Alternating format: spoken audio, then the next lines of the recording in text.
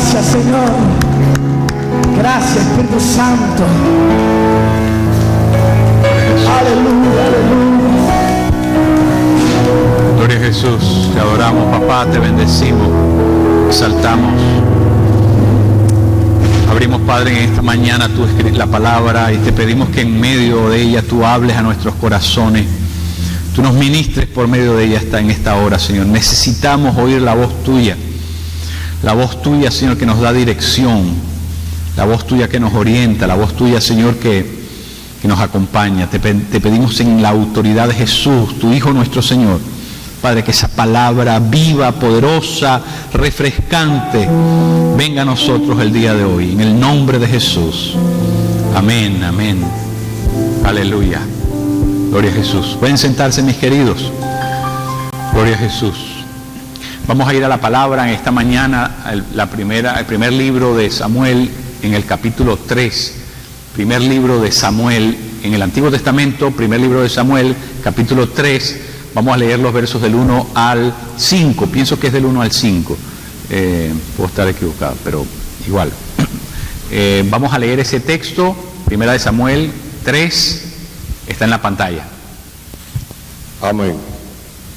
Y el joven Samuel ministraba a Jehová delante de Elí, y la palabra de Jehová era de estima en aquellos días. No había visión manifiesta.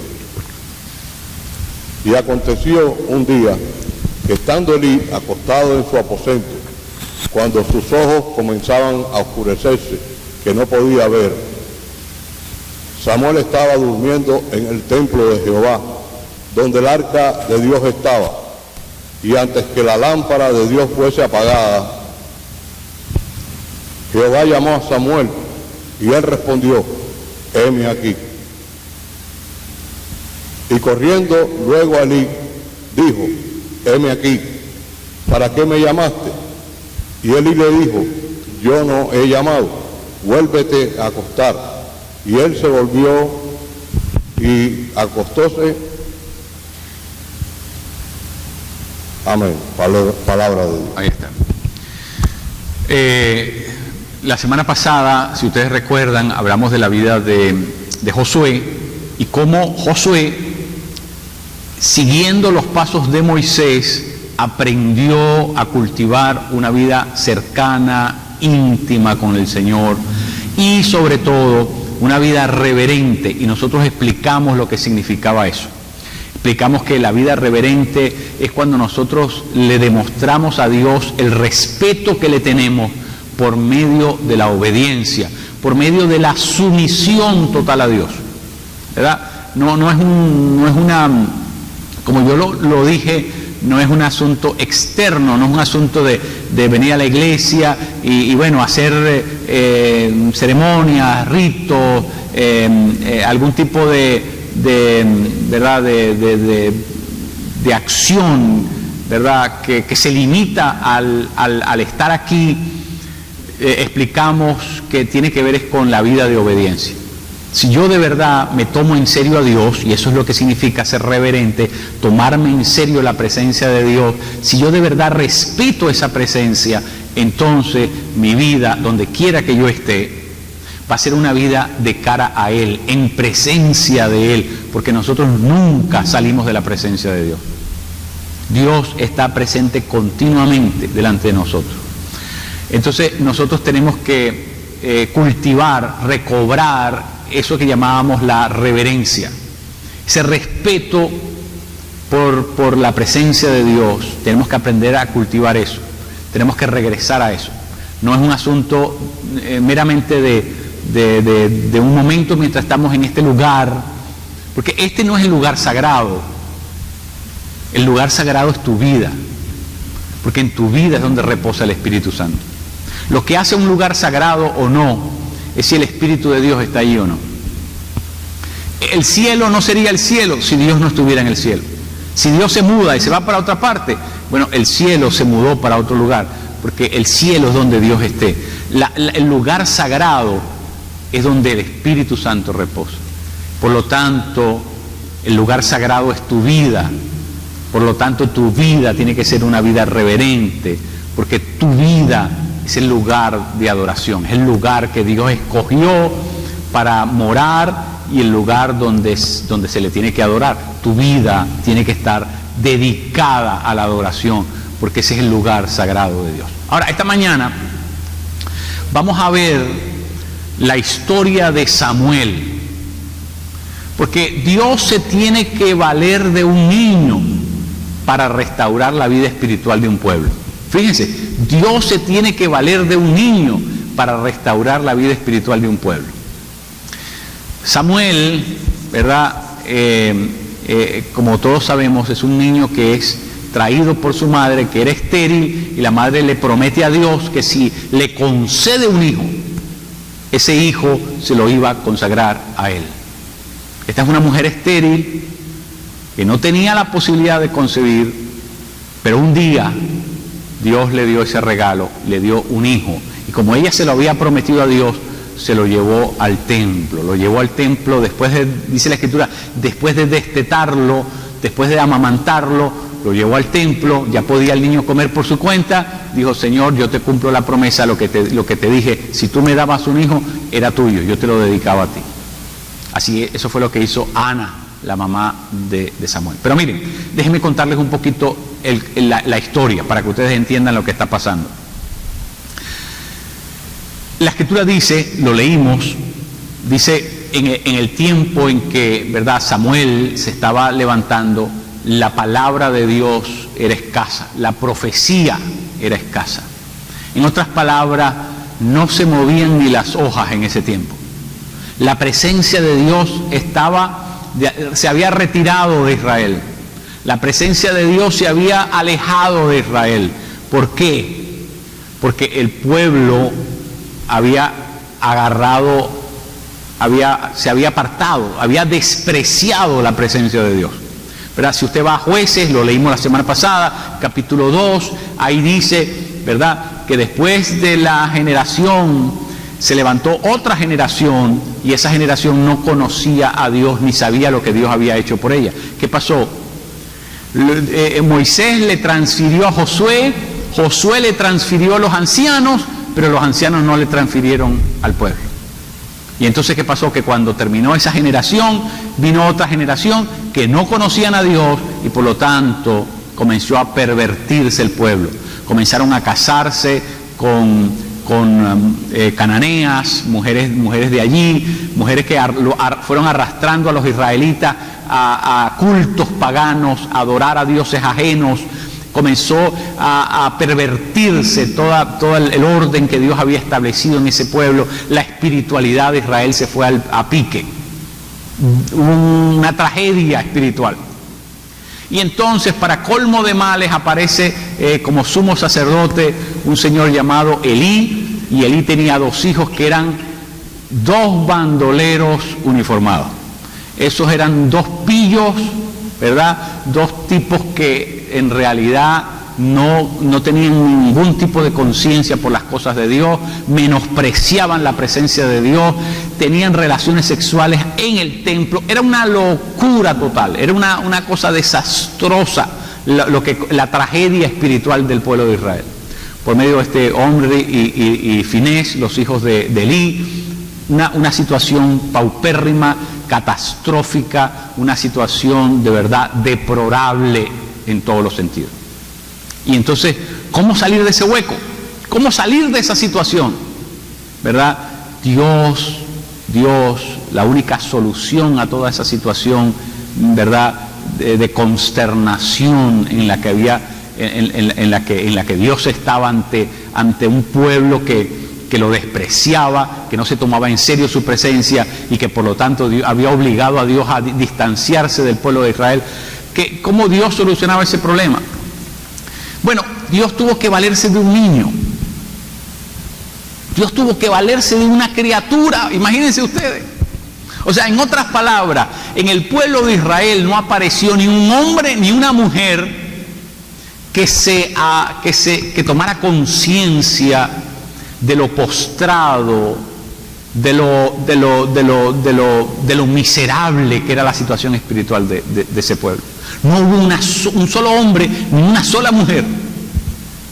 que tomara conciencia y que buscara revertir lo que estaba pasando. Dios tuvo que levantarse y por medio de un profeta dio una profecía en contra de la familia de Elí. Le dije, aunque yo juré, ¿verdad?, Aarón, que su descendencia era la que iba a seguir aquí, ¿sabes qué? Contigo se acabó la cosa. Ni tú ni tus hijos. Y les dice, los voy a destruir, porque ustedes me han despreciado, ustedes no se han tomado en serio quién soy yo. Y si usted lee la historia de lo que comienza a suceder, hay una guerra, ¿verdad? Hay una guerra y los israelitas van a esa guerra y a ellos les pareció que la manera en que ellos podían asegurarse la guerra era llevando el arca de la alianza, el arca de Dios, llevándola al frente en la guerra. ¡Qué locura! ¿Sabe por qué eso es una locura? Eso es una locura porque eso es usar la presencia de Dios como un talismán. Eso es usar la presencia de Dios como un amuleto. Ellos pensaban que ellos podían vivir como se les daba la gana, pero si llevaban el arca de Dios delante, Dios les iba a dar la victoria. ¡Qué locura!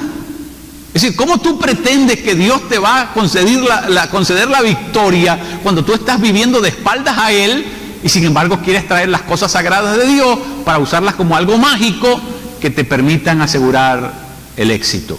¡Qué desastre! Es decir, bueno, en otras palabras, el punto más bajo de la historia espiritual de Israel es Elí y sus dos hijos.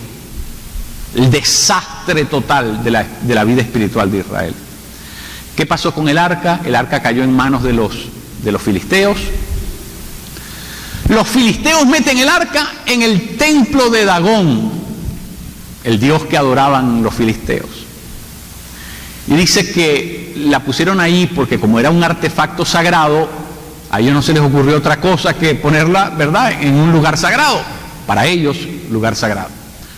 Sin embargo, el día siguiente, que abren las puertas del templo, se dan cuenta que la estatua de Dagón, la esfinge, ¿verdad?, algo inmensamente grande, está boca abajo en dirección al arca en el piso. Y ellos dicen, ¿qué es esto? ¿Qué está pasando aquí? ¿Qué está pasando aquí? La estatua de Dagón estaba literalmente postrada delante del arca de Dios. Y eso se repitió varias veces hasta que dijeron, no, vamos a llevarnos esto de aquí. Aquí hay algo que no podemos explicar, pero está pasando algo extraño. Dagón amanecía todos los días postrados delante del arca de Dios. Increíble. ¿Sabe por qué? Porque delante de la presencia de Dios adoras a las buenas o adoras a las bravas. Pero delante de Dios nadie se queda en pie. Delante de Dios todo el mundo tiene que adorar. ¿Sabe lo que dice la Escritura? Que en ese día en que nosotros estemos delante de Él, toda lengua, pueblo y nación se tendrá que postrar delante de Él, quiera o no quiera. Ahí no hay opción. Dios no te va a dar. Hoy Dios te da la posibilidad de que tú lo hagas por voluntad propia. Hoy Dios te dice que tú lo hagas libremente, sin compulsión. Dios te da la posibilidad. Pero en ese día no vamos a poder aguantar. La presencia de Dios nos va a someter hacia abajo. La presencia de Dios nos va a inclinar, queramos o no. Ahí toda rodilla se doblará, dice la palabra. ¿Sabe por qué? Porque Él es el Dios Todopoderoso. Dagón amanecía todos los días postrados delante de Dios. Qué cosa tan trágica me parece a mí, que un Dios falso, inerte, se postraba delante de Dios y el pueblo de Israel no se postraba. ¿Sabe dónde puede estar la cosa peor? ¿Sabe dónde puede ponerse la cosa peor? No es allá afuera, es dentro de la iglesia. Es aquí donde la cosa puede. ¿Sabe por qué? Porque nosotros lo conocemos, sabemos quién es, sabemos lo que Dios es capaz de hacer, hemos leído la palabra y sin embargo, ¿Sabes qué? A mí me sorprende cada vez que leo los evangelios. Qué rápido los demonios se postran delante de Jesús. Qué rápido los demonios obedecen la voz de Jesús. Y la iglesia, qué cosa tan difícil para que la gente se someta y obedezca a Dios. Que los demonios sean más obedientes que el pueblo de Dios. Esto es increíble. Bueno, eso es exactamente lo que estaba pasando en Israel. Dagón se postraba delante de Dios y los israelitas vivían por cuenta de ellos. Se pagaban y se daban el vuelto. Dios era irrelevante completamente para ellos. Una situación catastrófica. Dios tiene que valerse de un niño para enderezar las sendas de aquella nación. Dios tiene que valerse de una persona. Mire, Dios, ¿cuánto tiempo tuvo que esperar Dios que ese niño creciera, se desarrollara, se formara, lograra encajar en su función, operar libremente en la unción que Dios le estaba? ¿Cuánto tiempo tuvo que esperar Dios? ¿Sabe por qué? Porque Dios no consiguió a nadie más. Y usted me pregunta, pastor, ¿pero por qué no había nadie más en Israel capaz de hacer eso? Porque Dios tiene que apostarle todo a un niño, a una criatura, esperar tantísimo tiempo para poder echar a andar un proceso de revertir todo aquel entuerto. ¿Por qué Dios tiene que hacer eso? ¿Sabe por qué? ¿Sabe por qué ese niño era diferente a cualquier otro niño? Porque Samuel no era el único niño que había nacido en Israel. ¿Cuántos niños nacían todos los días? Cientos de niños. Bueno, ¿y cómo solamente Dios pudo utilizar a ese niño? ¿Saben por qué? Porque ese niño era diferente a todos los demás. No porque el niño tuviese nada particular, no porque el niño tuviese nada. El niño era diferente porque alguien se lo había consagrado a Dios. Y aquí está la enseñanza, mi querido. Aquí está la enseñanza. Dios solamente puede hacer algo con lo que tú le consagres. Lo repito, Dios solo puede hacer algo con lo que tú le consagres. Dios no es un animal de rapiña que te va a quitar algo a la fuerza. Si tú no se lo consagras, Dios no puede hacer nada contigo. Dios solamente puede hacer algo con lo que nosotros le consagremos a Él. ¿Qué es lo que tú le has consagrado a Dios?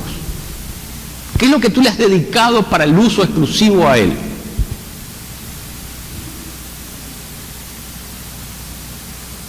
Dios solamente puede hacer algo con lo que nosotros consagremos a Él.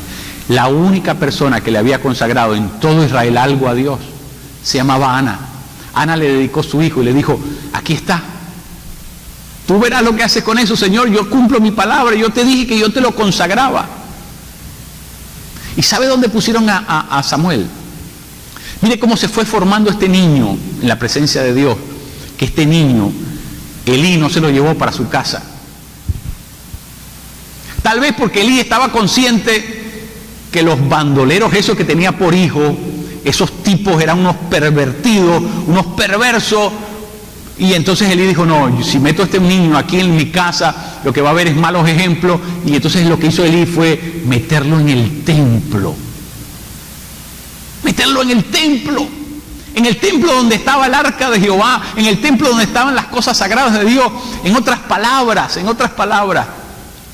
todo lo que estaba en el templo eran cosas consagradas para el uso exclusivo de Dios. Y Samuel vino a vivir dentro de ese templo y él también estaba consagrado para el uso exclusivo de Dios. En otras palabras,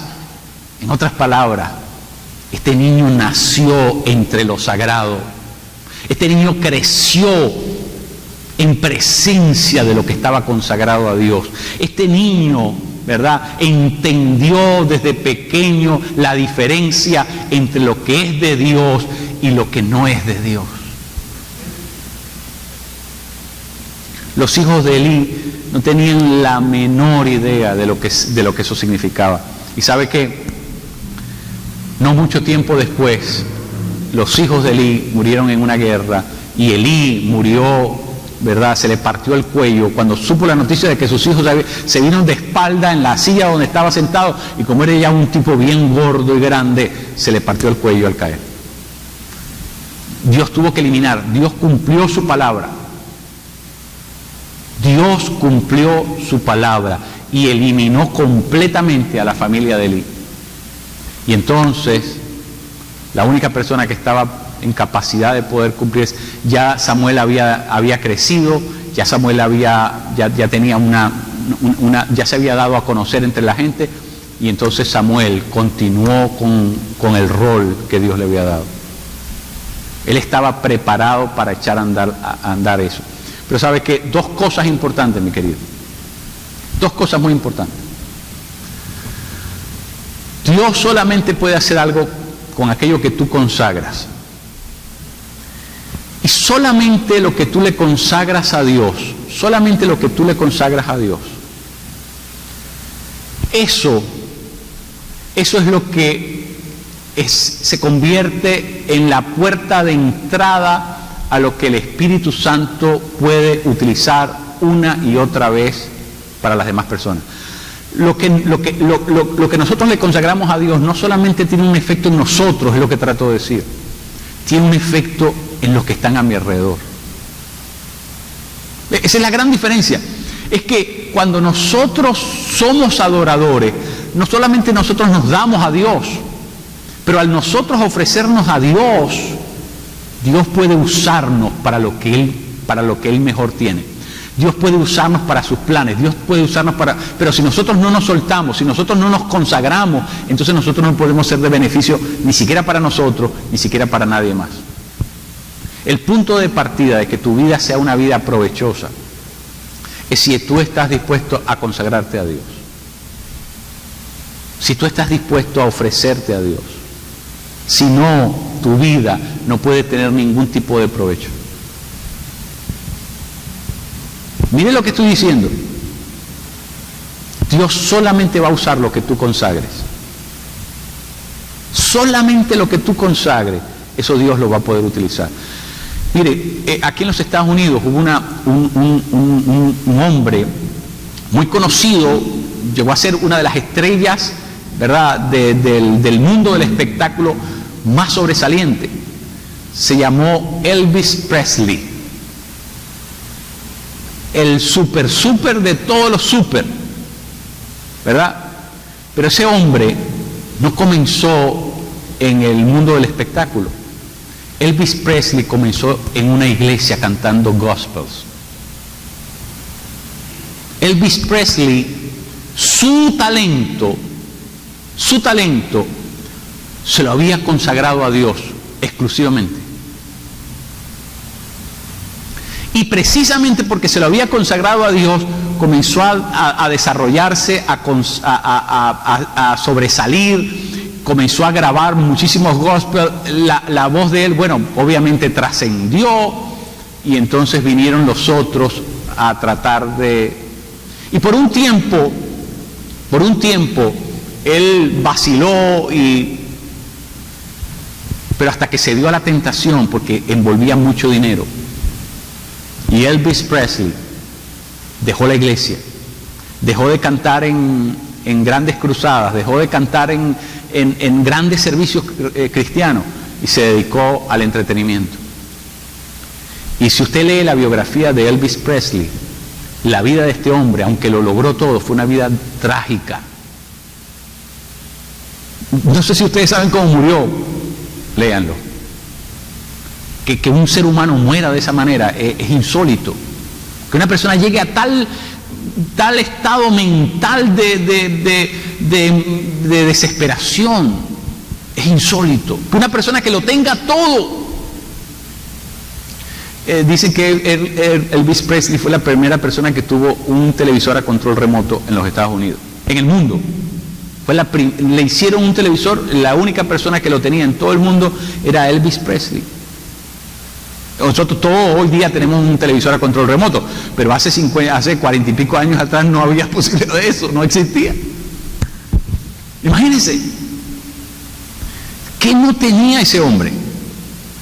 tenía todo, todo lo que usted puede imaginarse, todo lo tenía. Absolutamente todo. Pero ¿sabe qué? Perdió su consagración. Perdió su consagración. Ya no era el instrumento exclusivo para el uso de Dios. Ahora lo tenía todo, pero Dios no lo podía usar, porque Dios solamente puede usar lo que tú le consagras. ¿Qué le vas a consagrar tú a Dios? ¿Qué le vas a dedicar tú a Dios? Lo que le des es lo que Él va a usar. Lo que le des es lo que Él va a tomar como su ración. Va a tomar como lo suyo. ¿Qué le vas a dar a Dios? Mis queridos, Dios tiene que esperar tiempo, tiene que aplazar su deseo, tiene que aplazar su urgencia. Dios tiene prisa por hacer ciertas cosas, por llevar a cabo ciertas cosas, por enderezar cosas, por mover sus negocios de una manera especial, pero tiene que esperar a veces, porque no consigue la persona que esté preparada. Y la primera persona que está preparada no es la persona que tiene más educación. En las cosas de Dios no es así como trabaja esto. Dios tiene que esperar tiempo hasta que aparezca la persona que tiene las características correctas para poder echar a andar lo que Él pretende hacer. Y la característica principal es si esa persona está dispuesta a consagrarse o no. Si esa persona está dispuesta a consagrarse o no.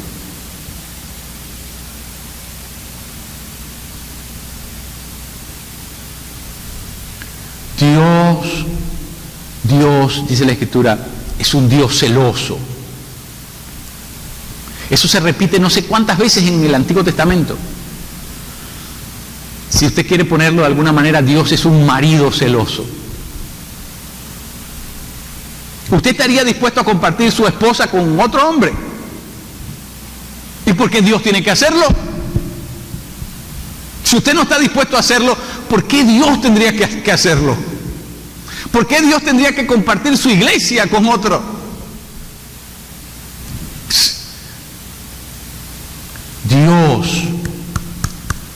Dios te quiere a ti para Él solamente.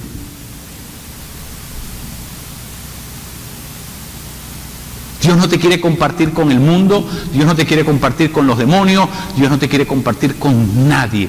Dios te quiere para Él solamente. Pero es que Dios es muy pretencioso. Es que no fue Él que hizo los cielos y la tierra. Es que nuestra existencia no se la debemos a Él. Es que no tendría Dios derecho a pedir lo que ha redimido por sangre, que se le consagre absolutamente.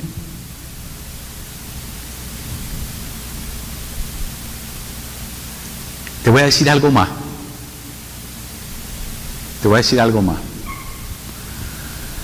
Mis queridos, lo que nosotros no le consagremos a Dios, con lo que nosotros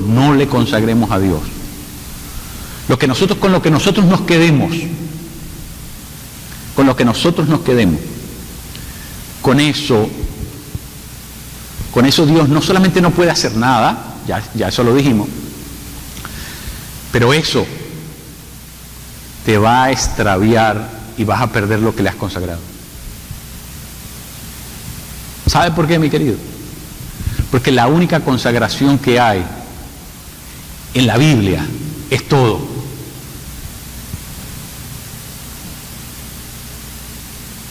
Es todo. El Dios de la Biblia dice o todo o nada.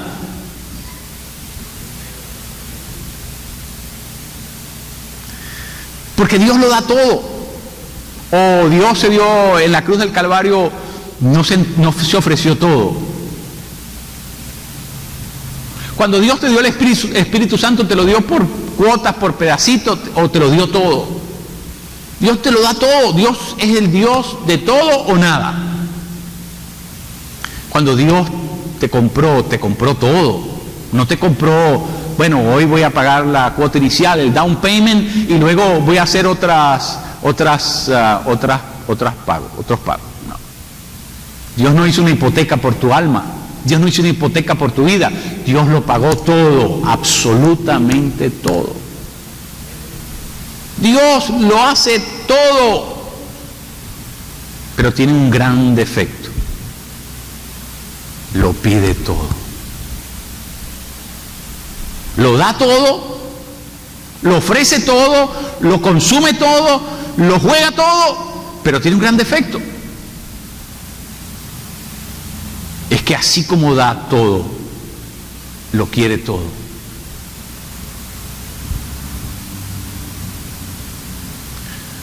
No le podemos hacer fintas a Dios, no le podemos hacer trucos a Dios, no le podemos hacer, ¿verdad? No podemos escamotear la vista de Dios para que Dios no vea. Los israelitas trataron de hacer eso en el tiempo de Malaquías, y entonces le llevaban al templo a Dios una ovejita que estaba defectuosa, que ya, ¿verdad?, estaba por morir, estaba sentenciada a muerte, estaba llagosa, estaba, ¿verdad?, sangrante, o estaba ulcerada, o estaba ya en los estertores de la muerte. Se la querían llevar a Dios para ofrecerla en el altar, en el sacrificio, y entonces ellos pensaban que Dios no se iba a dar cuenta, porque Dios es, ¿verdad? Por favor. Dios le dijo: ustedes me están robando. Ustedes me están robando, ladrones. Ustedes me están robando. Se están quedando con lo mejor y a mí me están ofreciendo algo que les sobra. Consagrar es todo. Dios quiere la ración completa de tu vida.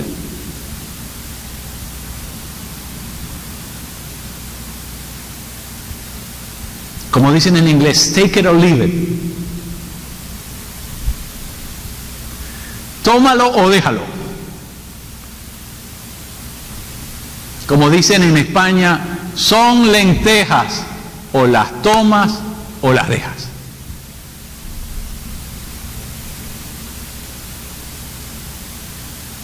¿Qué hacemos?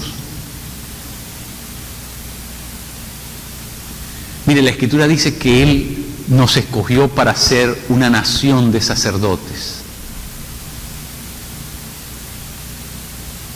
Dios nos escogió para ser. Eso está en el Antiguo Testamento, en Éxodo capítulo 19. Y eso está en el Nuevo Testamento, en Primera de Pedro capítulo 2, verso 9. Dios nos escogió para ser una nación de sacerdotes. ¿Sabe qué significaba ser un sacerdote en el tiempo de Israel? Una persona que estaba consagrada para un solo uso. Una persona que tenía una función específica. Una persona que existía para eso y nada más que para eso. Usted y yo, mi querido, somos una nación de gente que Dios quiere que se le consagre. El problema de la iglesia en el mundo occidental es que se olvidó de quién es Dios. Se olvidó de quién es Dios. Nosotros hemos hecho un Dios al estilo del capitalismo, hemos hecho un Dios utilitarista, un Dios con el que podemos transar, negociar, con el que podemos hacer trámites, con el que podemos hacer transacciones mercantiles. Nos hemos olvidado de quién es Dios. Hemos hecho un Dios a nuestra imagen y semejanza. Hemos pervertido completamente lo que es en esencia Dios. Y a no ser que nos arrepintamos y regresemos a hacer las cosas como Dios quiere que las hagamos. ¿Sabes qué? No va a haber poder en la iglesia. Dios no se va a manifestar en una iglesia que lo desprecia, que lo trata de robar, que lo trata de engañar. Dios no se va a manifestar así.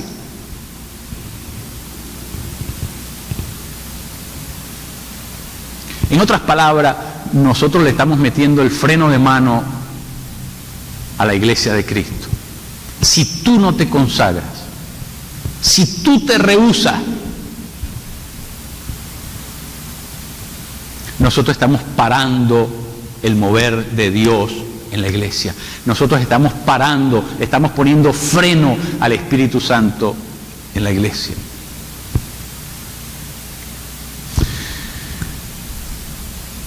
¿Usted cree que para mí esto no es, decir esto no es una cosa, que me pesa, que me produce? A mí me duele decir esto. Pero ¿qué hago yo con engañarme? ¿Qué hago yo con decirle algo bonito que no es verdad? ¿Qué hago yo con, verdad? Necesitamos arrepentirnos. No nos estamos tomando en serio a Dios. Necesitamos poner en orden nuestras vidas. Aquí no vinimos a buscar el sueño americano, mi querido. Olvídese de eso. Nosotros vivimos es para el Dios de los cielos.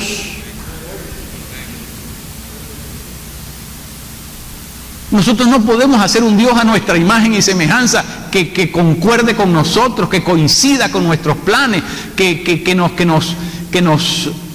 le eche agua bendita a lo que nosotros decidimos. No, mi querido, no. Esa no es la manera como esto trabaja. Esto no es fácil, predicar esto no es fácil. Pero yo tengo que decírselo. Dios prefiere esperar, Dios prefiere dilatar, Dios prefiere emplazar algo hasta que llegue la persona correcta. Pero si Dios tiene prisa, ¿por qué? No, porque Dios no es un chapucero. Porque Dios no puede ir en contra de sus propios principios, porque Dios no puede cambiar el orden de las cosas. El orden de las cosas es que nosotros nos consagremos a Él. Cuando Jesús vino a la tierra, se consagró a un propósito específico. Lo dejó todo para venir a un propósito específico, a vivir para ese propósito específico.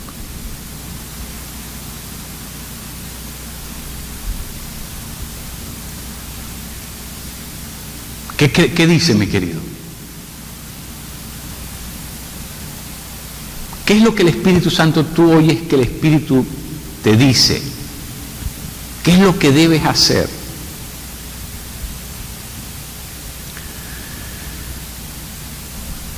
Yo quiero decir, como decía Josué,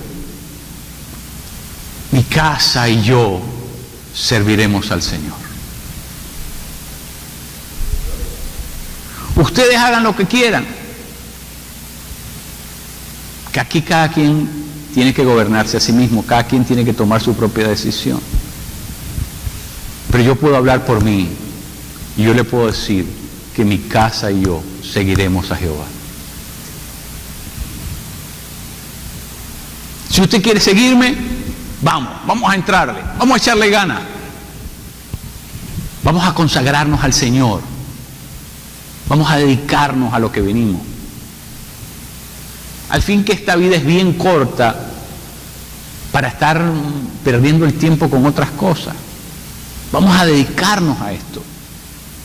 Vamos a ofrecer nuestras vidas para Él, para el Señor. Fíjese, es consagrarnos a Él. A Él. No hay intermediarios, no. Entiéndame, esto es importante. Usted está haciendo una decisión en relación a Él, no a mí, no a ninguna, a Él. Conságrate a Él. Dios tiene grandes cosas que tiene que hacer, pero Dios tiene que esperar. Porque en las cosas, en el mundo espiritual no hay atajos, no hay formas de llegar a algo más rápido. Si, ¿verdad?, agarramos el camino, la tangencial, si agarramos la otra vía, el camino viejo, como dicen, no, espérate, no. No hay atajos en el mundo espiritual. O lo hacemos como Dios dice, o la cosa no va.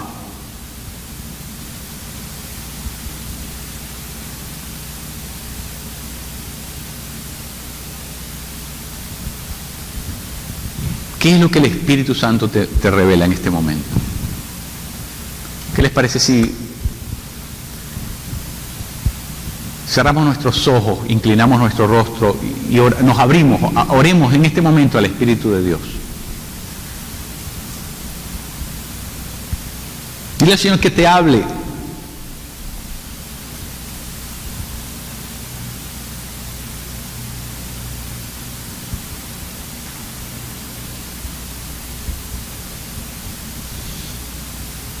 Mi Padre, yo no tengo más nada que decir, Señor.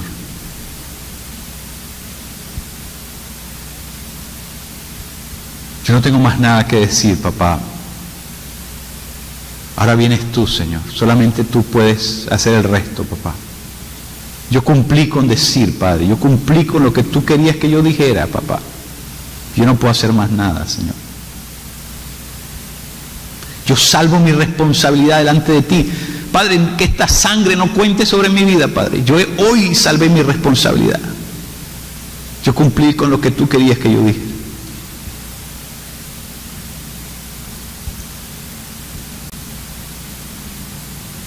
Yo te quiero servir, Padre.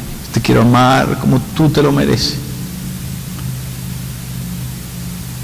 Dame la fuerza. Sopla tu espíritu, sopla aliento de vida sobre mí, Señor. Sobre estos huesos secos, sopla tu palabra. Tu palabra viva, háblala sobre mí, profetiza sobre mí.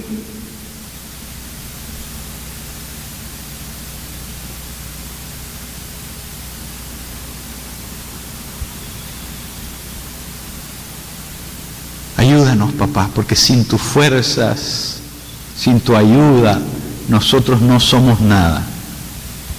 Y nosotros como tu iglesia reconocemos en este momento que no nos hemos tomado en serio las cosas tuyas como tú quieres.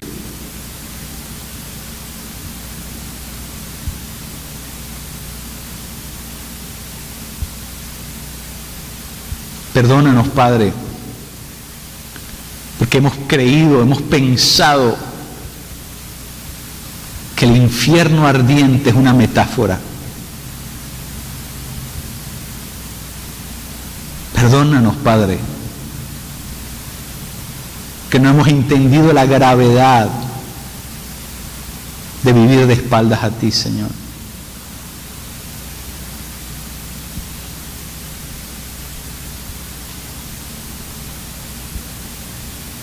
Sopla tu espíritu hoy sobre cada uno de nosotros, papá. Tú que eres el Dios de nuevas oportunidades. Nosotros queremos enmendar nuestro camino. Queremos, Padre, vivir en la santidad tuya. No en nuestra fuerza, porque no es posible, en las fuerzas del Espíritu. Sopla sobre nosotros tu Espíritu de gloria. Sopla sobre nosotros tu Espíritu de gloria.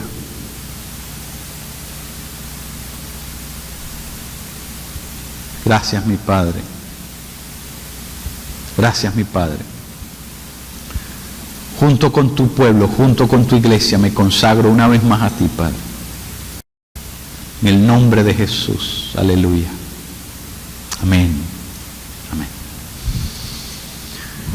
Mi querido, enciérrese con el Señor. Busque la presencia de Dios. Clame a Él. Pero no se quede igual. Este es un punto importante en tu vida, en el que tú tienes que decir, Señor, para atrás no vuelvo. Para atrás no vuelvo. Yo quiero darlo todo.